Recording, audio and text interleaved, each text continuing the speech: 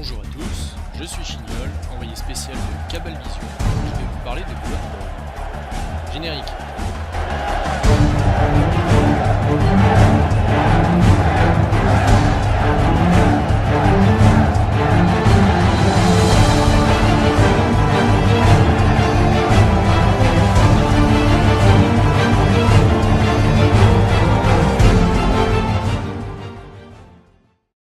Allez, c'est parti pour le petit point sur la division 2 et savoir un petit peu où on en était sur cette journée 4. Alors on va commencer par le bas du tableau avec les Holy Templars qui cumulent 4 défaites.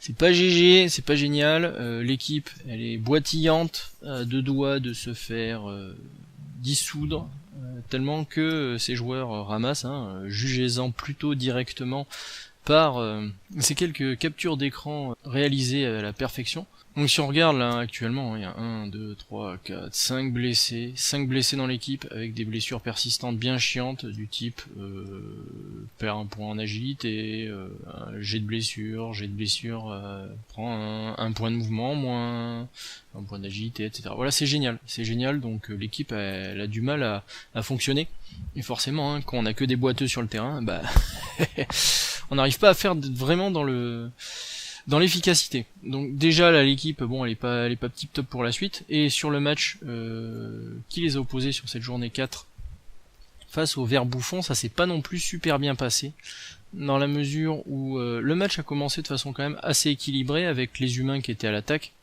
Par contre voilà, ils se prennent d'entrée un chevalier qui se fait sortir, donc c'est emmerdant, ça fait un des meilleurs joueurs en moins d'entrée. Ensuite, une tentative de blitz foire complètement, puisque le premier go for it ne passe pas sur le joueur qui vient apporter son support. Donc du coup ça bouffe la relance, et ensuite besoin de 2 go for it pour pouvoir attaquer le joueur, et le deuxième ne passe pas, turnover. Donc voilà, super, ça commence pas super top au niveau des dés. Après, les humains n'ont pas forcément l'avantage physique, ils prennent beaucoup de KO en cette première période, même si les Bretoniens se retrouvent quand même avec plus que 2 chevaliers sur le terrain. Mais voilà, ça élimine quand même, ça débroussaille au niveau de la hotte, et les Holy Templars font pas mal de ménage, mais prennent quand même un touchdown, tour 7. Il y a eu quelques jolies actions quand même sur cette première période, avec 2 petits push-push bien réalisés qui ont mis la pression aux porteurs de balles et qui ont permis également de libérer le ballon et le récupérer, car oui, ça a été un petit peu la foire d'empoigne autour de l'ovale. Donc les Bretoniens se prennent un touchdown tour 7, il leur reste 2 tours pour marquer, et Mutt, il gagne un tour, donc ça c'est plutôt cool. Seulement j'ai pas eu l'impression qu'ils ont vraiment cherché à marquer, enfin il n'y avait pas trop de joueurs en profondeur, une tentative de contrôle du gros bonhomme, mais voilà, ça m'a semblé plutôt jouer le physique et tenter de s'imposer pour être un peu plus à l'aise en deuxième période. Badaboom rate une esquive, se retrouve au sol, ça fait turnover, il y a une agression qui est tentée sur Badaboom, bon, ça passe pas, mais du coup il se relève et il blitz en mettant KO Godefroy. Allez, paf, ça c'est fait. Donc sur ce match, les armures elles sont passées mais à gogo. C'était assez dingue. Il y a Arnulf qui revient de KO et il se fait blesser direct. Voilà. Donc ça a dû bien lui faire plaisir de faire des allers-retours sur le banc. Donc ça vendange, comme on dit, ça bandage.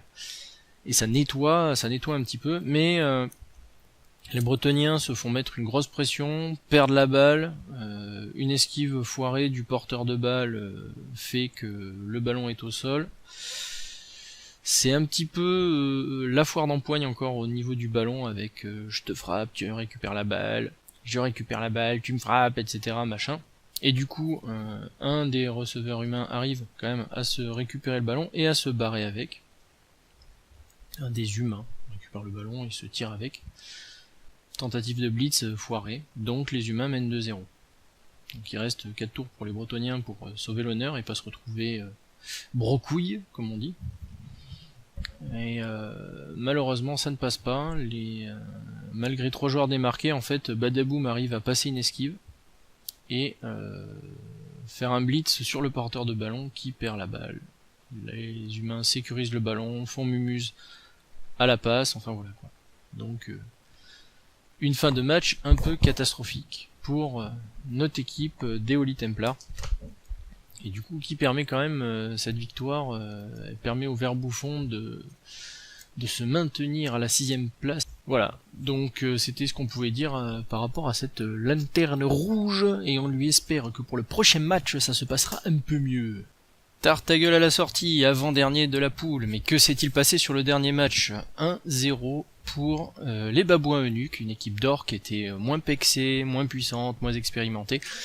Comment se fait-il qu'un tel résultat puisse arriver? Eh ben c'est simple, hein. On prend différents éléments, tels que la malchance infâme qu'a enchaîné Capcave sur ce match, et le match qu'il a joué dans une autre division, ça a été horrible pour lui. Et donc du coup, Séguignol a pu, durant la phase d'attaque de Capcave, lui voler la balle et marquer le touchdown. Et sur la deuxième période, une malchance mais sanguinaire a poursuivi notre meneur des Tartagueul à la sortie et lui a complètement fermé toutes les portes pour arriver à marquer, alors qu'il avait réussi à faire tomber le ballon. Alors le match avait pourtant bien débuté pour lui, puisque le ballon était tombé plutôt au milieu du terrain, donc pas une grande course à faire vers l'arrière. Il arrive à sonner le troll qui avait été loué spécialement pour l'occasion par Séguignol dès le premier tour, donc celui-ci se retrouve avec beaucoup moins de puissance d'attaque. Seulement voilà, les troupes des Babouins Eunuques déferlent sur la défense donc des orques. Putain, ça va être compliqué là avec orc et lancèrent dans un filet inextricable, ce qui ne veut peut-être rien dire, mais c'est pas grave, j'utilise quand même cette expression. Arrive à lui voler la balle en lui cassant sa cage, et en avant pour le touchdown en suivant. La séquence de bâche avant la mi-temps permet par contre d'éliminer un des orques noirs de Séguignol, donc de gagner l'ascendant physique sur sa phase d'engagement. Donc Séguignol se retrouve à devoir attaquer avec un orque noir de moins, mais son troll est revenu. Et donc voilà, hein, ça essaie d'enfoncer les défenses orques par le centre. Malheureusement, le troll qui est revenu et qui était trop imposant masque un joueur et fout en l'air le plan de jeu de Séguignol, qui se retrouve finalement dans une position où il perd la balle et se retrouve à galoper après sans pouvoir la ramasser. Voilà, donc bon, on va pas aller plus loin là-dessus. Vraiment beaucoup de malchance sur les actions nécessaires des Tartagueul à la sortie. Espérons que le vent tourne pour ce coach, parce que franchement là c'était plutôt injuste. Et donc c'est la première victoire de Séguignol et cette division. Une victoire pas hyper satisfaisante pour lui. Je parle à la troisième personne. Mais quand même, ça fait des points en plus. Allez, si on parle un peu des Vauriens Sauriens et des Bibi Prats qui se sont affrontés là sur cette journée, on peut s'attarder sur leur match puisqu'il a été quand même particulièrement intéressant. Déjà, il a été particulièrement intéressant parce qu'il y a eu 4 touchdowns de marqués et un score d'égalité au final. Mais c'est surtout qu'il y a eu énormément de bastons, mais ça a été d'une violence extrême.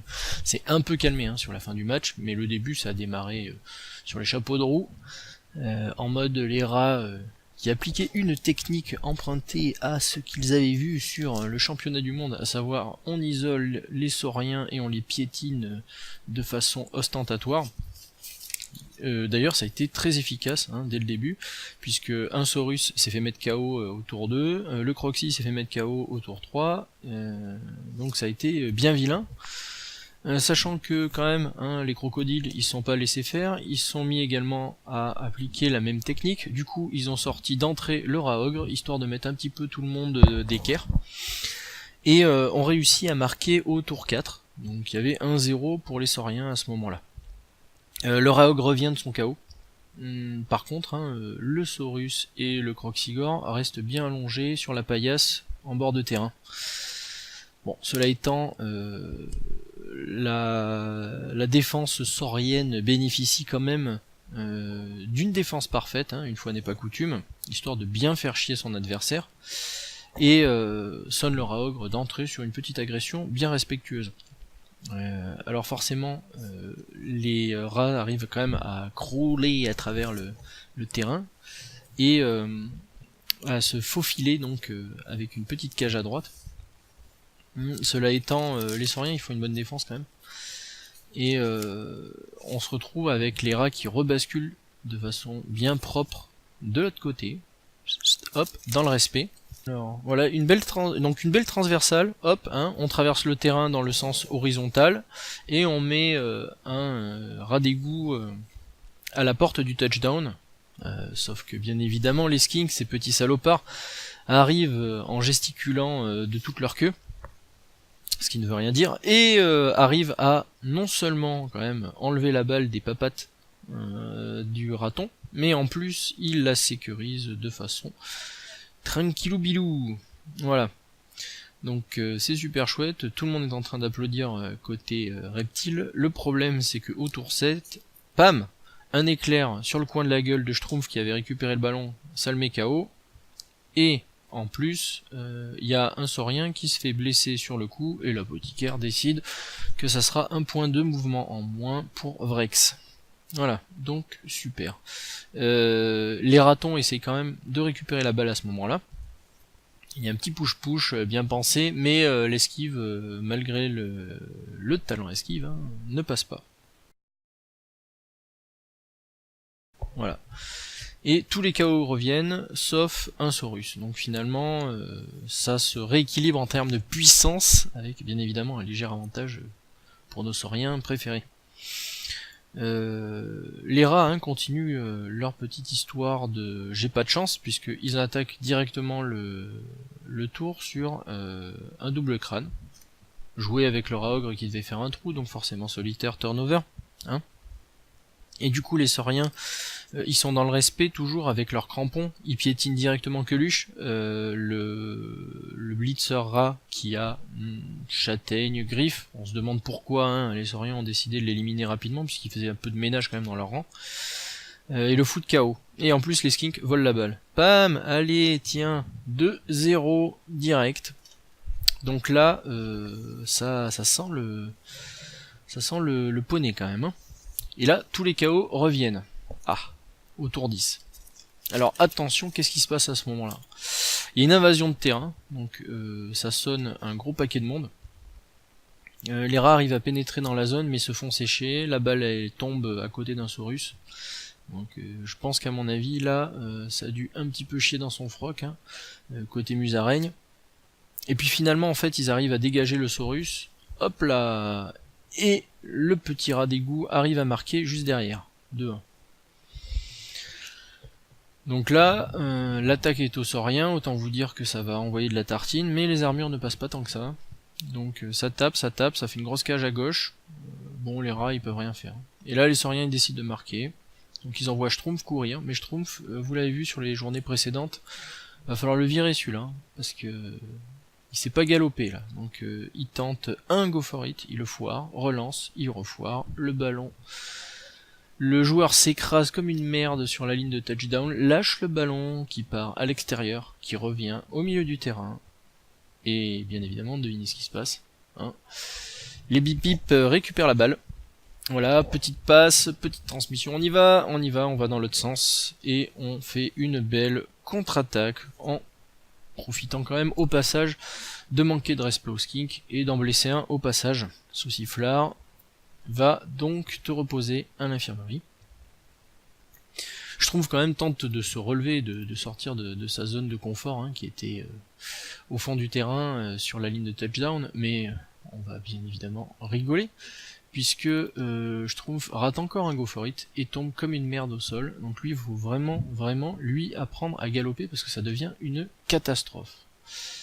Voilà, donc ouais, j'avais dit Sauciflard qui s'était fait exploser, il a les côtes cassées donc il rate le prochain match. Et bien évidemment, bah les rats ils arrivent à marquer, malgré quand même une bonne défense hein, des sauriens qui arrivent à se replier grâce à leur grande mobilité, comme quoi les crocodiles ça sait courir. Mais un petit poussé dans la défense et en avant, le touchdown est rentré. Et puis à la fin, bon bah il y a une tentative de one turn touchdown, comme on dit en anglish. Avec du push-push, mais malheureusement ça ne passe pas. Et donc le score en reste là, 2-2, Score final, un très beau match hein, quand même, avec des placements, ma foi, fort agréables à l'œil.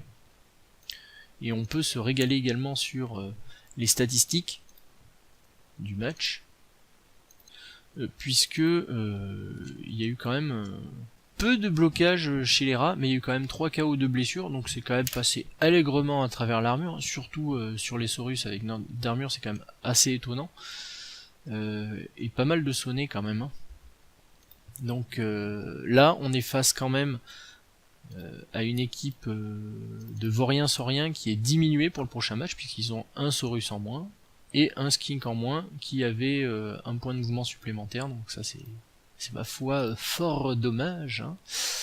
Et tandis que les Bip Bip, eh ben, ils s'en sortent avec une blessure sur un 3/4, qui rate le prochain match pour des histoires de code cassé, enfin bref, un petit tampon un peu vigoureux. Voilà. Donc les Sauriens se maintiennent quand même deuxième du classement avec 8 points, hein. Et les rats sont quatrième, donc avec 6 points. Alors si on regarde le haut du classement, maintenant on peut voir les slips bleus de Kadarik, qui sont en tête de 2 petits points par rapport aux Vauriens-Sauriens. Leur dernier match les a opposés aux 500 Dennis Funk de Barum, et ça s'est passé de façon assez amusante, puisque le match a commencé sous la pluie déjà.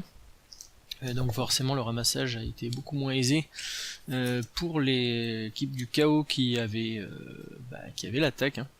D'ailleurs j'ai pas trop compris au début du match pourquoi ce n'est pas Monsieur Trois Bras qui a essayé de ramasser la balle.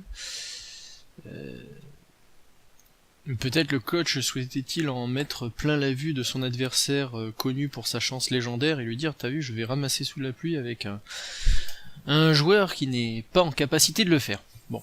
Toujours est-il que ça n'a pas très bien marché. Bon voilà, donc hein, forcément, hein, Kadarik met la pression au chaos, hein, donc ça commence à venir un petit peu près. Du coup, une petite boule de feu sort de nulle part et tombe sur la gueule des bonhommes en slip. Ça fait qu'un KO, hein, donc c'était un peu bidon. Malheureusement, bon, tant pis. Hein. Voilà, donc après on a les big guys quand même qui s'excitent un petit peu, hein, mais le Yeti est proche du ballon, le Minotaur il fait un petit peu de la merde, donc il se retrouve au sol sonné là, à tenter ses frénésies sans réussir quoi que ce soit. Il est un peu rétif hein, ce bestiau en début de match. Puis bon, ça envoie la tartine dans la tronche, etc. Le match il se continue, on se retrouve avec des situations, le ballon est au sol, mon dieu, il faut le récupérer, etc.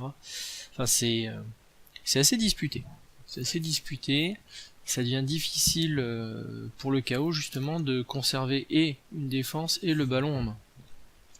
On se retrouve au tour 6 quand même avec une action d'éclat puisque Agnar Skogi se retrouve mort.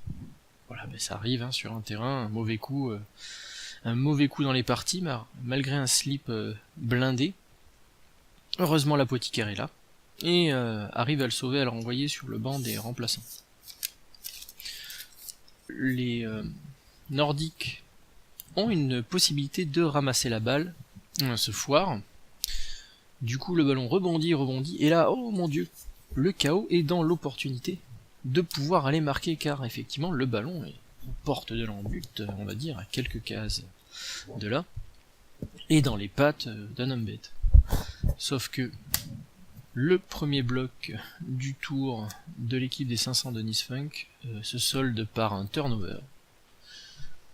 Et donc, impossibilité de marquer. Voilà. Donc, c'est ballot. Cela étant, hein, il y a un juste milieu au niveau des décisions des NFL. Il y a une justice de temps en temps, et un coureur en esquivant se blesse et perd un point de mouvement. Alors ça c'était vraiment ultra con. On se retrouve quand même à la mi-temps avec un score de 0-0. Et vous allez me dire mais qu'est-ce qui va se passer en deuxième mi-temps? Ah bah c'est simple. Coup d'envoi et la météo est nickel. Voilà, hein. Bien évidemment, beau temps, donc aucune difficulté à ramasser la balle, pas de souci. Le ballon en plus est botté à l'extérieur du terrain, donc il est donné directement dans les mains des Nordiques. Agnar Skogi qui s'était retrouvé sur le banc suite à un décès prématuré qui avait été sauvé par l'apothicaire, comme je le disais précédemment, est revenu sur le terrain. Et lors de sa première gifle dans le visage, il meurt. Voilà. Donc toi, t'étais vraiment destiné à crever ce jour-là sur le terrain. Donc désolé mon gars, mais maintenant tu peux rejoindre le cimetière nordique. Bon, les nordiques, hein, forcément, ils répliquent, donc on se retrouve avec Bakrik et Yazid qui sont KO, donc allez hop, 2 bouquetins en moins, ça c'est fait. Le Minotaur essaie un peu de pousser le Yeti qui est rétif depuis le début de la deuxième période, puisque bon, il branle pas grand chose à part se balader et gueuler sur place, hein, ce pauvre Yeti. Sauf que sur son deuxième tour de frénésie, le Minotaur rate son go for it solitaire et se retrouve à plat dos, bien évidemment. Ça fait toujours plaisir. On est toujours dans la recherche du jet de dés bien mouleux, et effectivement Kadarik avec son coureur qui pourtant a intrépidité se retrouve à faire un bloc réussi à 2 dés contre, car l'intrépidité n'avait pas fonctionné. Voilà, donc il y a plein de petites actions comme ça qui viennent émailler le match et nous illuminer les yeux, c'est toujours plaisant. D'ailleurs Kadarik, qui est toujours dans la sympathie, tente de pousser un bouquetin à l'extérieur du terrain en tentant un double go for it, sauf que le double go for it ne passe pas. Du coup Barom commence un petit peu à chier dans son froc, et du coup il élance un guerrier du chaos dans une course effrénée pour aller apporter assistance à son partenaire.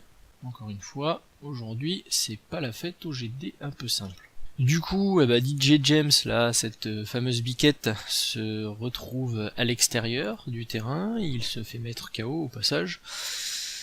Les 2 coureurs sont libérés, ils vont donc aller aider un petit peu leurs copains. De l'autre côté du terrain, il y a une autre chèvre qui se fait sortir, donc c'est le tour de l'expulsion du terrain et des bains de foule. Du coup, en réplique quand même, étant donné que Kadarik conserve son porteur de balle dans sa partie du terrain et qu'il est assez lointain, il est d'usage que le Minotaur se promène par là et décide de mettre des bâtons dans les roues pour la transmission finale, et met KO le lanceur de l'équipe nordique immédiatement. Donc là ça devient quand même un petit peu chaud pour Kadarik, parce que on sait pas trop quand même comment les nordiques vont réussir à transmettre la balle.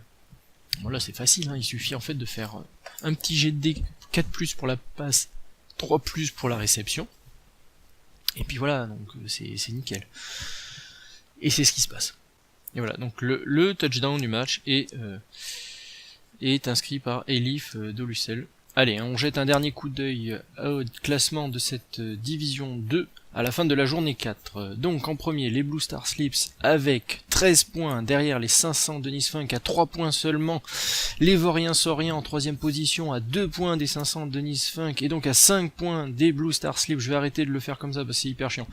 Ensuite, bon ben voilà, vous voyez le classement. Les Vers Bouffants, les Babouins Eunuques et les Racailles de Shanghai sont dans un mouchoir de poche. Les finales pourries croivées, dont je n'ai pas vu le match, mais je vais en dire quelques mots juste en suivant. Et les Tartagueules à la sortie, et les Holy Templars qui ferment la marche. Donc juste une petite parenthèse sur les finales pourries croivées, qui ont affronté les Racailles de Shanghai au dernier match. Il y a eu un score de 2-2, alors malheureusement je n'ai pas le replay. Du coup... je ne peux pas donner de détails, il faudrait que j'utilise le replay Blood Bowl Stats, mais c'est un petit peu moins ergonomique et j'ai moins le temps pour publier la vidéo. Toujours est-il que Sephiroth, la bête de Nurgle, a été blessée lors du dernier match. C'est ballot. Alors rassurez-vous, la bête elle a pas grand chose, un air coincé, mais bon, ça peut être gênant pour le prochain match. Si vous voulez voir votre match apparaître dans cette vidéo, eh bien, lorsque je vous sollicite, ou même en avance de phase, envoyez-moi les replays, si je n'ai pas eu le temps de les voir. Bon, je vous dis à la prochaine journée.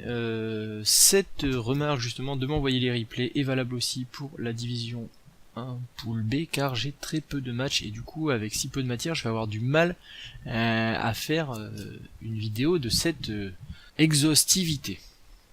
Bon, je vous dis à la prochaine, sur ce, générique.